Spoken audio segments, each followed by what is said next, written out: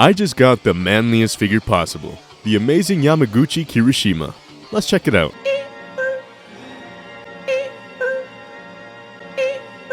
So this being my second amazing Yamaguchi figure, I was expecting those very crazy box designs they got, but I was a little surprised when I saw they changed to this more modernized, clean look. Don't get me wrong, it doesn't look bad at all, but I like the charm the old packaging had, and I'm a little sad Kirishima didn't get the same treatment for his box. But anyways, on the front you can see a shot of the figure in one of his iconic poses, as well as a Revoltech logo and name of the figure. On one side we've got two shots to showcase Kirishima's two different forms. On the back we've got a whole lot of different poses to showcase Kirishima in both his forms. In the bottom left we've got a small display of every accessory included with the figure. On the other side we've got another shot and titles, and then the top and bottom. But that's enough of the box. Let's get to the good stuff inside.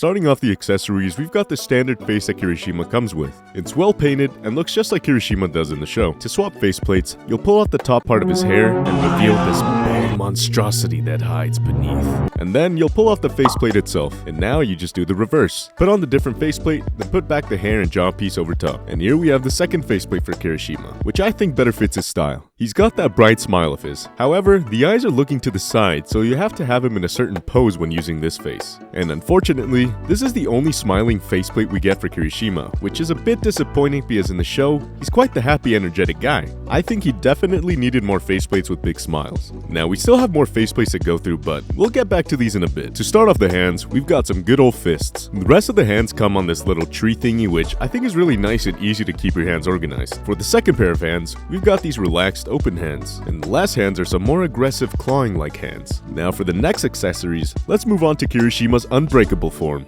So in order to change to that form, ironically, we'll have to take apart Kirishima first. In the box, you'll come with this whole separate piece of unbreakable Kirishima. You'll start by taking off his arms. From there, you'll take off the front and back pieces from the split that goes down the sides. And once you do all that, pull off the head. So this is the little piece where all the different parts were connected to. Unfortunately, this piece is stiff and doesn't allow you to get any movement like the other piece on the main body. So, back to the regular form, just like you did with the unbreakable pieces, now you'll remove all the pieces the same way. Now, this is where I don't understand some choices made by the manufacturers. Because, as you can see, they're the exact same piece, but for some weird reason, they didn't make the extra one articulated. I don't know why they didn't do it since they're literally the same thing. Plus, it would have made switching between both forms much easier. Instead of always having to take apart the pieces to change, it could have been made into a simple swap from the waist joint instead. But oh well, it is what it is. Anyways, on the articulated piece, now you'll assemble all the unbreakable parts in reverse to how you took it apart. Then, you'll stick it back onto the legs and voila! Starting off the unbreakable hands, we've got some good old fists once again. Then we've got some ferocious, open hands as well. Now revisiting those faceplates from before, instead of having differently painted expressions, we've got swappable eyepieces. These are all the different eyes he comes with. On the right side, you can see that the eyes are a little larger than the two on the left. That's because we've got two different faceplates for the unbreakable form. The one with gritted teeth is the one where you'll use the thinner eyes.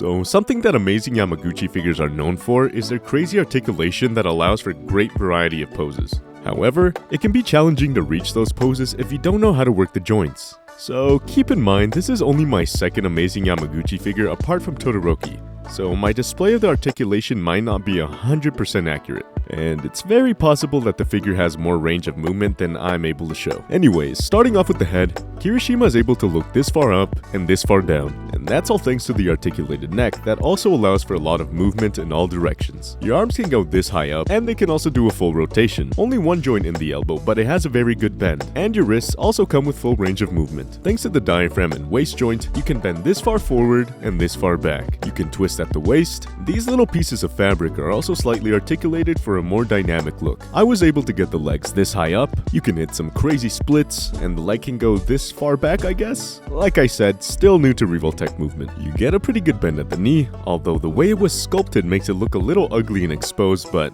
it's not the biggest deal. You get some swivel in the upper thigh, then your feet of course get full range of movement and some toe articulation. As expected, the articulation for Kirishima is great, and you can get him in just about any pose you'd see him do in the show or manga without a problem. Now moving on to his unbreakable form. Your head will be able to look this far up and this far down, same amount of movement for the neck joint. Arms have the same range of movement all throughout, except for when it comes to the hands. Instead of the peg being at the wrist like his regular form, the unbreakable form has the peg back at the forearm, which means you won't get any wrist movement, but you can twist at the forearm. Same amount of bend going forwards and backwards, so the only big difference I'd say for his unbreakable form are the hands. Otherwise, the articulation stays basically the same as his regular form all throughout.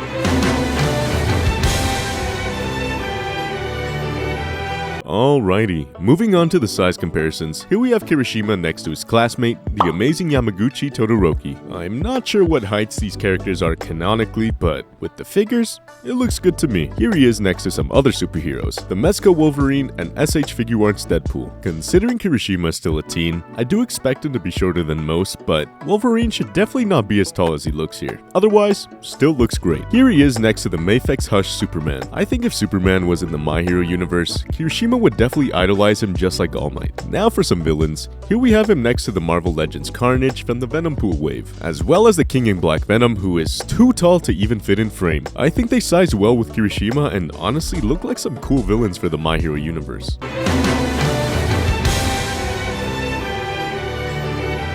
Now, overall, I think this figure is fantastic. Both forms capture Kirishima perfectly, but that unbreakable form just looks so badass. This being only my second Yamaguchi figure, I'm still blown away by how good their articulation is. Revoltech truly allows for movement that no other company can compare to. Now, to be fair, it is at the expense of the overall look of the figure, but I personally prefer a figure that can move as crazy as this. One big gripe I have with this figure, however, is the fact that they didn't just make two of the same pieces to hold the body together. I mean, they're practically the same except for the fact that one has a joint to bend and one is stiff. If they ever decide to reissue this guy for some reason, I definitely think that's a change they should do. It would make swapping between both forms 100 times easier. Other than that, maybe some more faceplates of Kirishima smiling and not only looking to the side, and I think this figure could be very close to perfect. Anyways, that brings us to the end of the video. Make sure to leave a comment on what figure you'd like me to review next. If you found this review helpful, consider leaving a like to help out the channel, and subscribe for future reviews on more figures. And as always, see you guys later, and have a great time collecting.